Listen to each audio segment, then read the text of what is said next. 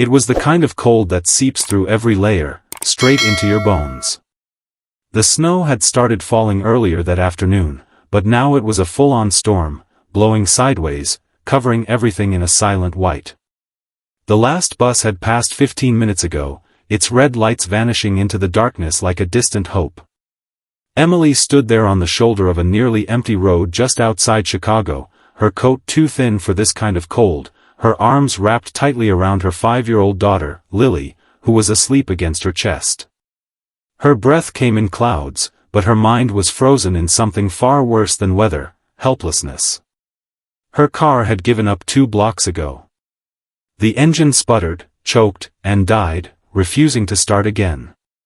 She'd used her last $10 for gas the night before, and now her phone battery was dead, just like her luck. No cabs, no buses, no one in sight. She looked down at Lily, whose little fingers were turning red inside her mittens. Emily wanted to cry, but the tears wouldn't come. She had no strength left for that. All she could do now was walk, just keep walking. The wind picked up, slicing across her cheeks. She adjusted Lily in her arms and tried to keep moving forward. But her legs trembled, and she knew she couldn't go much farther. That was when the headlights appeared behind her. At first, she thought it was just another car passing by. Maybe someone on their way to a warm home, a hot meal. But instead of driving past, the car slowed down. A black SUV, polished, pristine, completely out of place on this stretch of forgotten road. It pulled up beside her and rolled down the passenger window. A man sat inside, his face lit by the dashboard glow. Sharp features, expensive coat, eyes that scanned her like a puzzle he wasn't expecting to solve. He didn't smile. He just said, flat and direct, "You okay out here?" Emily hesitated, clutching Lily tighter.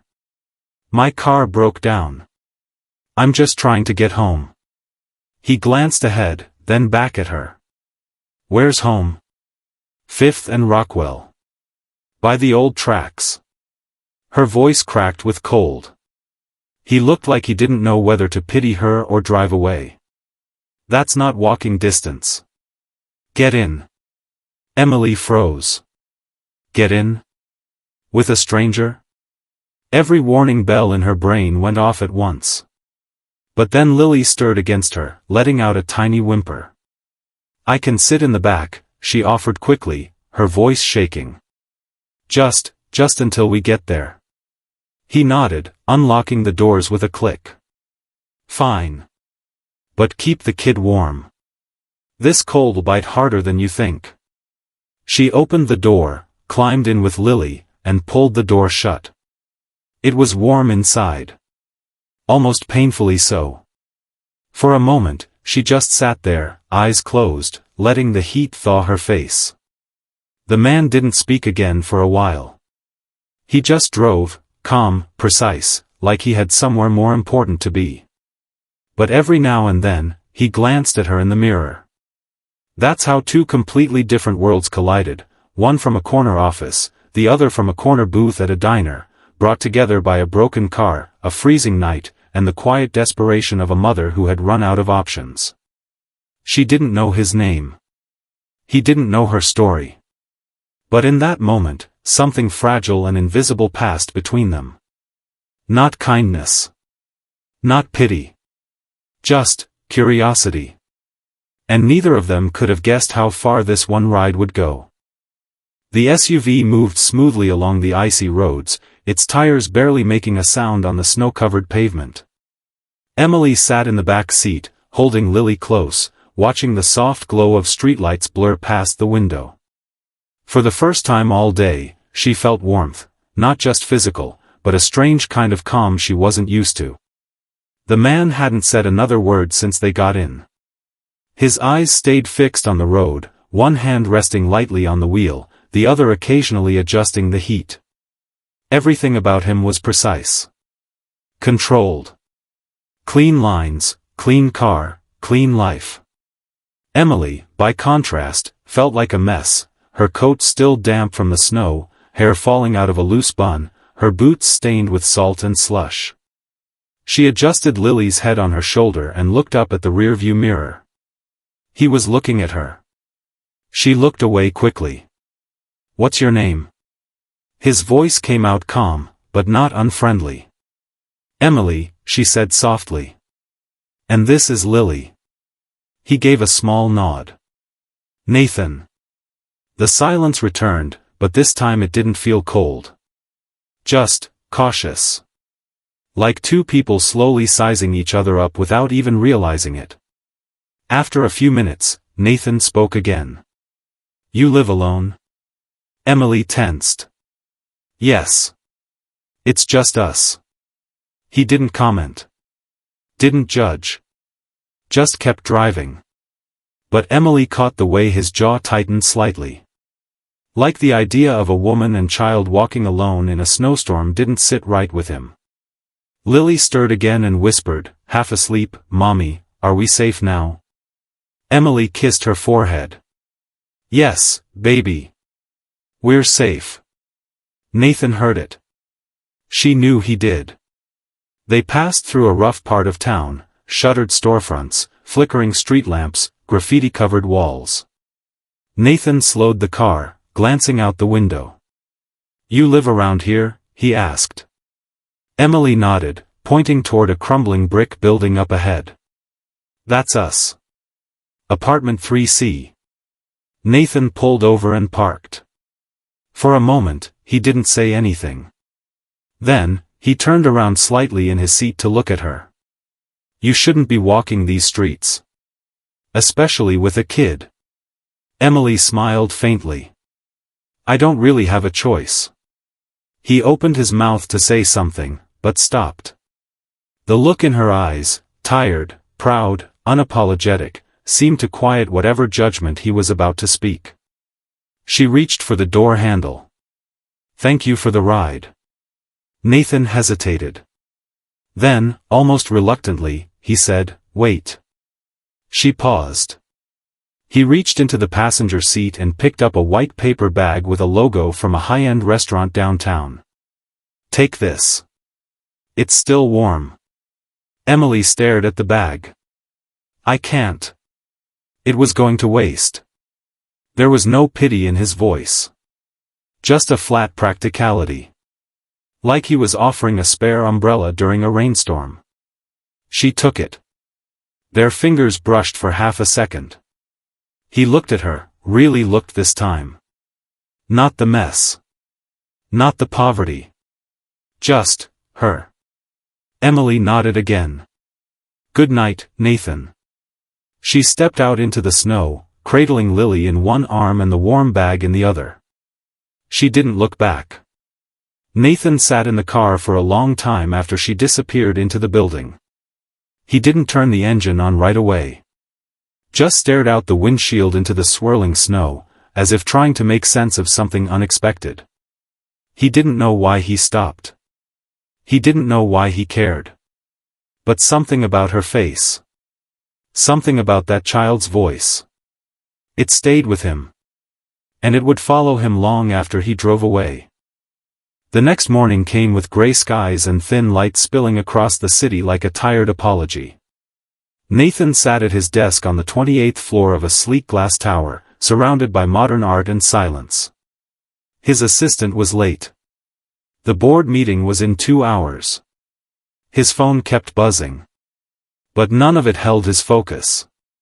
His eyes drifted again to the small paper drawing sitting on the edge of his desk, Lily's crayon sketch of a stick figure woman holding a child beneath a crooked sun. She had handed it to him the night before, just before Emily closed the car door.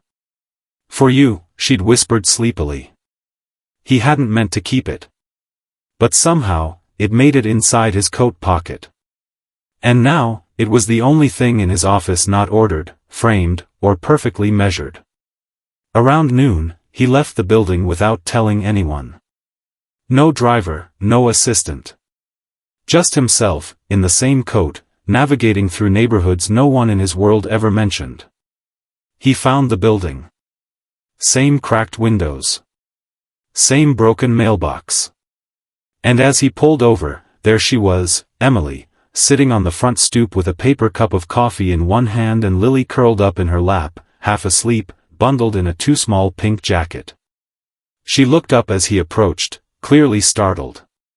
"You again," she said, somewhere between a question and a sigh. Nathan held up a small brown bag. "I figured you didn't eat much last night." Emily hesitated, looking from the bag to his face. "Why are you here?" "I was in the neighborhood," he lied. She didn't buy it. But she didn't push either. Instead, she opened the bag slowly and peered inside. A breakfast sandwich, 2 muffins, and a small juice box. Lily's eyes lit up.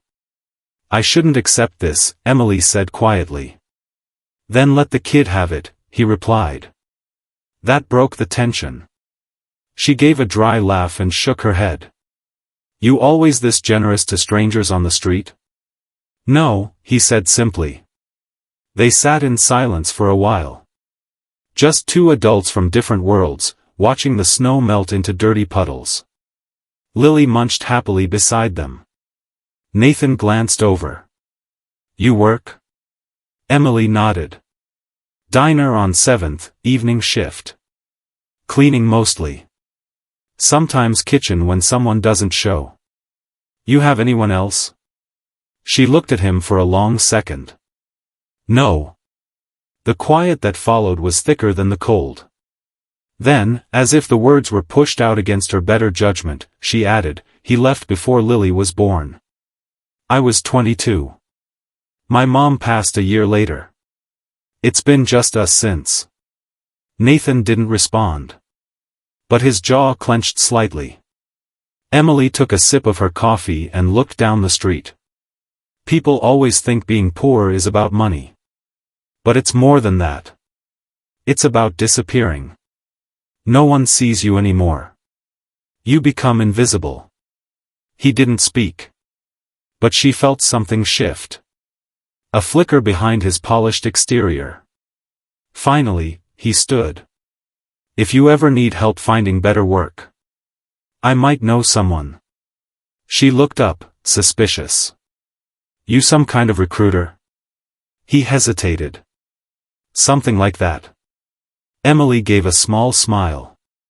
"Thanks. But I've learned not to expect anything from men in nice coats." Nathan nodded, as if he understood more than he was letting on. He turned to leave, but Lily's voice stopped him. "Are you coming back?" she asked through a mouthful of muffin.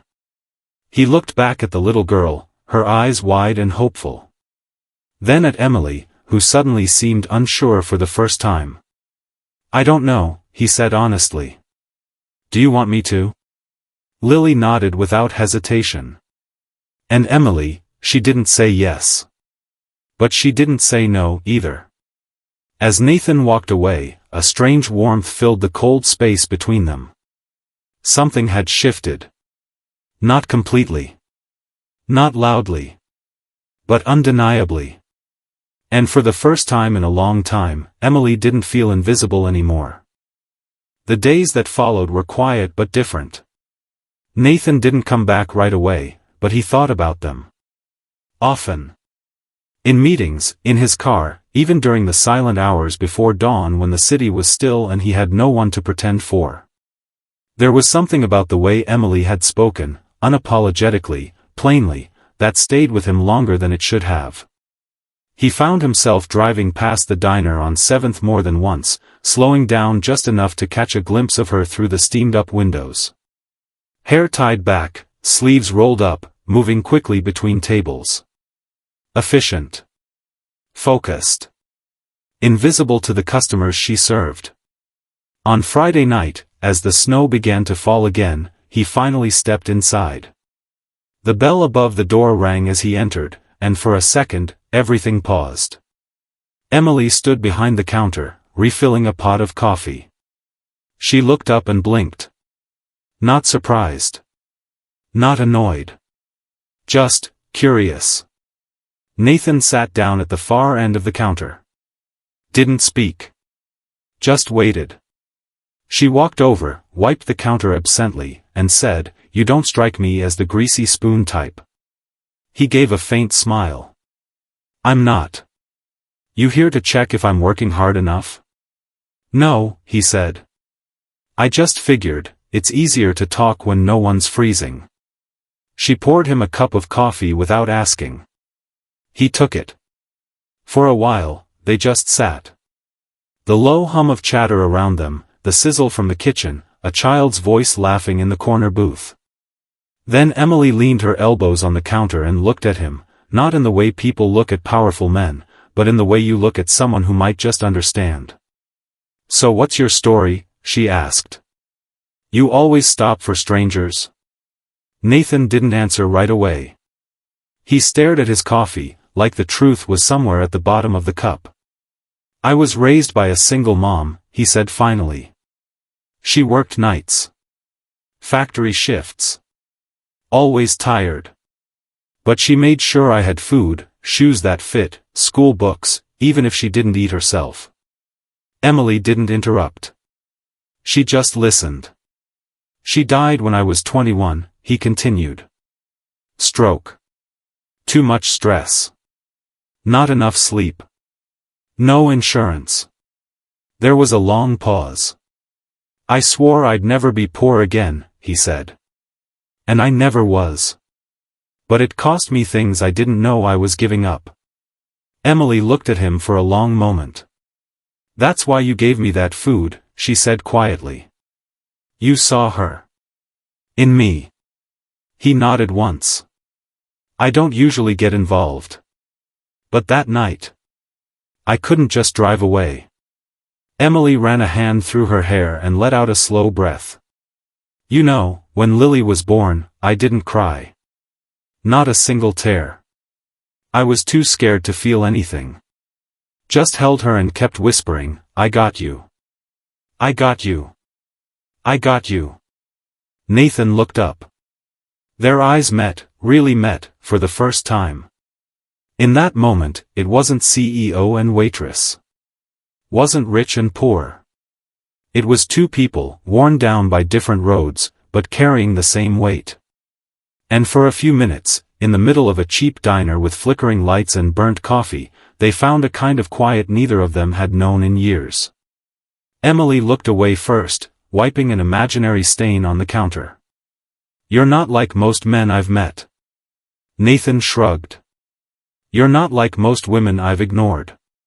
A soft smile tugged at her lips. Stay for pie? She asked. He nodded. Only if it's terrible. She laughed then, short, real, and unexpected. And it echoed louder than anything else that night. The connection between them grew in quiet ways. Nathan began showing up once or twice a week, always during Emily's slower shifts at the diner. Sometimes he brought Lily a small treat, a coloring book, a warm scarf. Other times, he just sat and listened as Emily poured him coffee and talked about everything but herself. It wasn't a romance. Not yet. It was something else. Something slower, older. Like trust learning how to walk again. One Wednesday afternoon, Nathan appeared outside Emily's building. Not in a black SUV this time, but in a gray overcoat, holding a brown folder. Emily opened the door cautiously. Is everything okay? I want to offer you something, he said, holding out the folder. Inside was a job posting, assistant to the regional director of a small foundation. Desk work. Benefits. Flexible hours.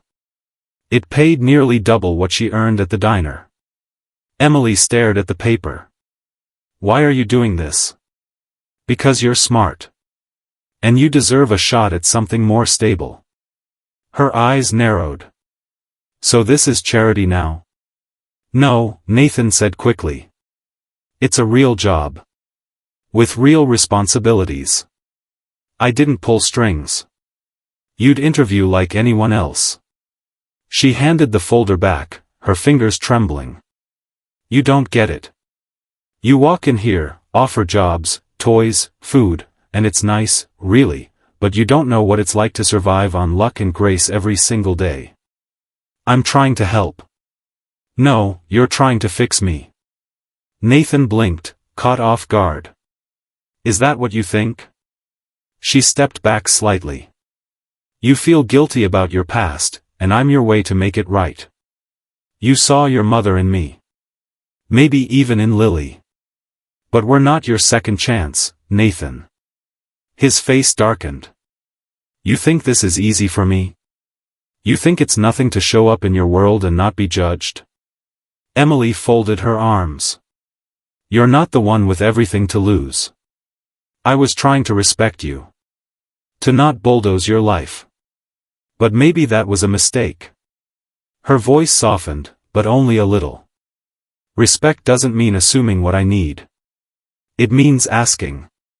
Nathan stood there, the silence between them growing heavy. Finally, he said, I didn't mean to cross a line. But you did.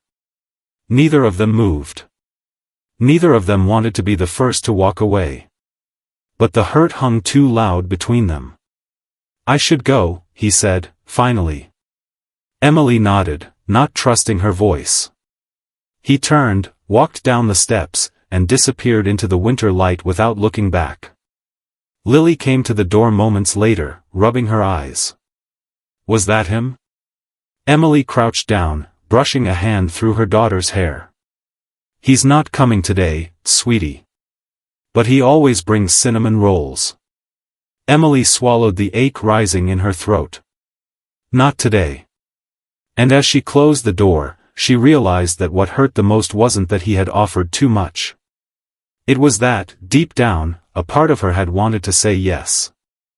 Days passed, then weeks. The snow melted into slush, the streets turned gray, and Nathan never came back. Emily tried to focus on work, longer hours at the diner, side gigs cleaning apartments when Lily was asleep. She told herself it was better this way. Cleaner. Simpler. No surprises, no attachments. No one to leave. She'd learned long ago that needing someone was just another way to end up broken. But some mornings, she still poured an extra cup of coffee and set it on the counter, pretending it was just habit. And every time the bell on the diner door rang, her heart beat a little faster, until she saw it wasn't him. Lily, of course, didn't forget. Children never do. Mommy, she said one night, pulling the blanket up to her chin, do you think Nathan got lost? Emily hesitated. No, baby. Grown-ups don't really get lost. Lily frowned. Then why hasn't he come back? Emily kissed her forehead gently. Sometimes people just go away. Lily looked at her with wide, knowing eyes. Like my dad? Emily didn't answer. Meanwhile, Nathan's world had spun in a different kind of silence. The board at his company had begun questioning his distractions. An investor had raised eyebrows at his recent absence. One senior partner pulled him aside during a corporate dinner. You've built an empire, the man said, swirling a glass of wine. Don't throw it away for some personal side project. Nathan had forced a polite smile, nodded, played the game. But something inside him recoiled. He had tried to put Emily and Lily out of his mind. He buried himself in numbers, contracts, expansion plans. He flew to Denver for 3 days, then DC, then LA. He drank scotch alone in hotel rooms that cost more per night than Emily's monthly rent. And still, he couldn't forget the way she looked at him when she said, "You're trying to fix me." The words had dug into him like glass. One afternoon, while clearing out old files, he found Lily's drawing again. Crinkled, the edges smudged with fingerprints. He stared at it for a long time, those stick figures, those clumsy hearts, the wobbly letters spelling out, "My family." He realized then that the silence wasn't peace. It was emptiness. He hadn't just walked away from her. He'd run. Back in Emily's world, things got worse. The diner cut hours. Her landlord raised rent. The babysitter got sick, and Emily had to bring Lily with her to a cleaning job in an old office downtown. That night, she sat on the floor of their tiny apartment, watching Lily color on torn scraps of cardboard while dinner, a single can of soup, warmed on the stove. Emily stared at the flickering stove light and whispered, more to herself than anyone, "What am I doing?" She thought of Nathan. Not the expensive suits or the big words. But the way he looked at Lily like she was more than a child. Like she mattered. The way his voice softened without even meaning to. The warmth he tried so hard to hide. And for the first time since he'd walked away, she whispered, "I miss you." Not because she needed saving. Not because she was broken. But because, in those fleeting moments with him, she had felt seen. And now, without him, it felt like she was fading all over again.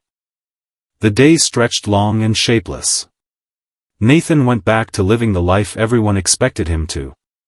Conference rooms with sweeping views. Expensive dinners with people who never asked real questions. Smiles that meant nothing. He had everything, on paper. But every time he stepped into his penthouse apartment, the silence hit harder. Not the peaceful kind, but the hollow kind, the kind that echoes. He stopped going out unless he had to. His fridge stayed empty. His bed, untouched. At night, he scrolled through his phone, hovering over Emily's name more times than he cared to admit. But he never called. He told himself he was being noble, giving her space. Letting her breathe.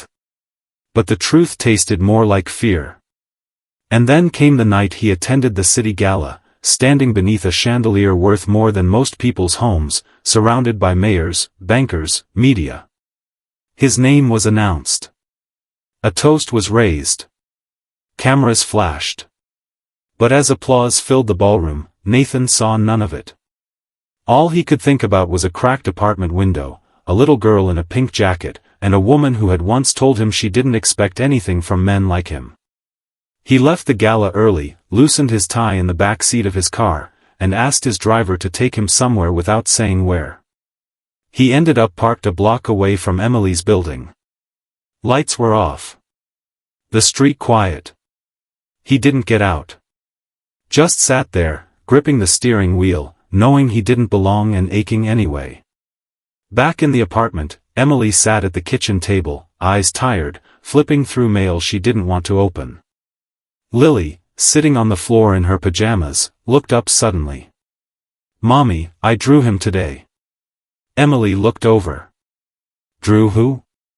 "Nathan." Lily held up the drawing. 3 stick figures again, this time with a dog.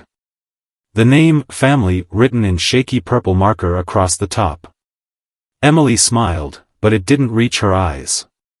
"That's sweet, baby." Lily tilted her head. "Do you think he misses us?" Emily opened her mouth. Closed it. Then whispered, "I don't know." Later that night, after Lily had fallen asleep, Emily took a box down from the closet. Inside was a stack of old photos, unpaid bills, and one carefully folded napkin, on it, Nathan's handwriting. "You deserve more. And if no one else tells you that, I will." She stared at it for a long time. Her fingers trembled, but her jaw stayed firm. She missed him. Not because he had money. Not because he had answers. But because, with him, she'd felt like maybe, just maybe, life could be more than survival. Meanwhile, Nathan sat in his office the next morning, staring out at the city skyline. He reached for a file, but his hand stopped. Something in his chest cracked, not a sound, but a shift. He stood up, grabbed his coat, and walked out, ignoring every buzzing phone and email alert. He didn't know exactly what he was going to say. He just knew he couldn't live another day pretending she hadn't changed something in him. The air was crisp that morning, but the sky was clear, the kind of cold that makes your lungs burn just enough to remind you you're alive. Nathan stood on the sidewalk in front of Emily's building, coat unbuttoned, breath visible. He looked up at the second-floor window. No lights. No sound. But he was done waiting for the right moment. There was no right moment. Just now. He raised his hand to knock, but the door opened before he could. Emily stepped out with a laundry basket balanced on one hip and Lily trailing close behind, tugging her tiny mittens into place. They all froze. A second too long. Lily broke the silence first. "Nathan," she squealed, eyes wide with joy. Emily stood still. Her expression unreadable. Nathan dropped his hands to his sides, his voice quiet. "Hey. I was hoping I'd see you." Lily ran to him, wrapping her arms around his leg. He crouched down, hugging her back with more emotion than he expected. "I missed you," she whispered into his coat. He swallowed hard. "I missed you, too." Emily watched, her face slowly softening. But her voice remained guarded. "You just showing up now?" Nathan stood, met her eyes. "No. I'm not just showing up.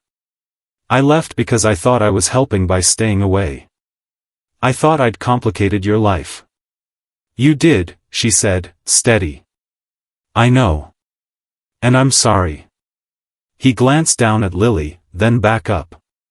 "But I realized something. I don't want to be someone who disappears when it's hard. That's what everyone else did to me growing up. I hated it. And I hate that I did it to you." Emily looked down, then back at him. Her voice was quieter now. "Why now?" "Because I couldn't stop thinking about you. Either of you.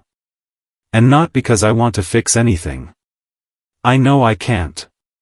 His eyes were full of a quiet kind of desperation, honest and raw. "I just want to be there. However you'll let me. For real this time." Silence settled again, thick with the weight of unspoken things. Emily blinked, tears threatening. "You don't owe us anything," she whispered. Nathan stepped closer.